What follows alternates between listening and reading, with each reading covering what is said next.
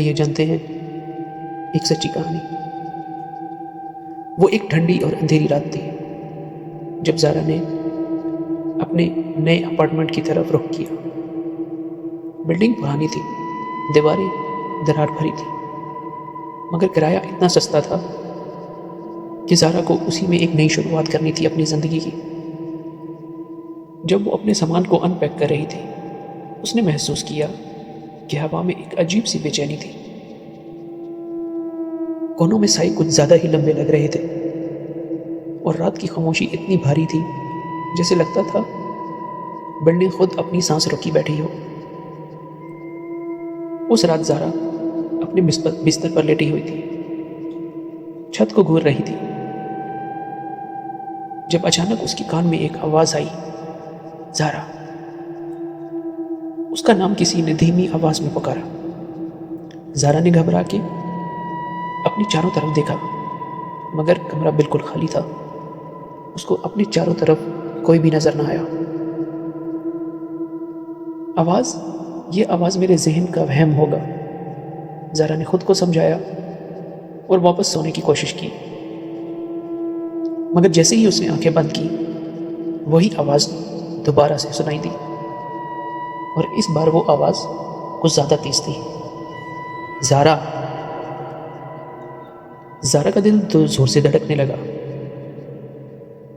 اس نے اپنے بیڈ سے اٹھ کر لائٹ کو آن کرنے کی کوشش کی، مگر لائٹ آن نہ ہوئی۔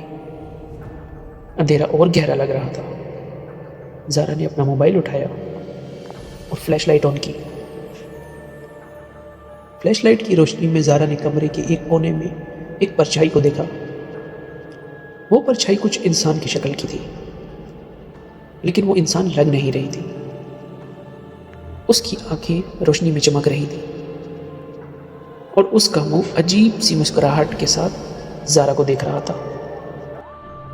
اس سائے نے زارا سے پوچھا، تم یہاں کیوں آئی ہو؟ جب یہ آواز کمرے میں گونجی تو ایک دم سے زارا کی سانس اٹک گئی۔ اس پرچھائی نے بات کی زارا سے۔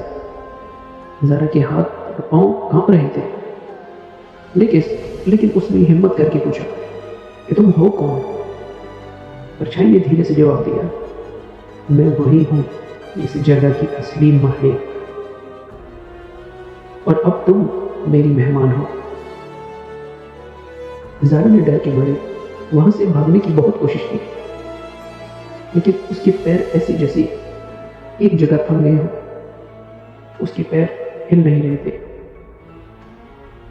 کمرے کا دروازہ اچانک سے اتنی زور سے بند ہوا،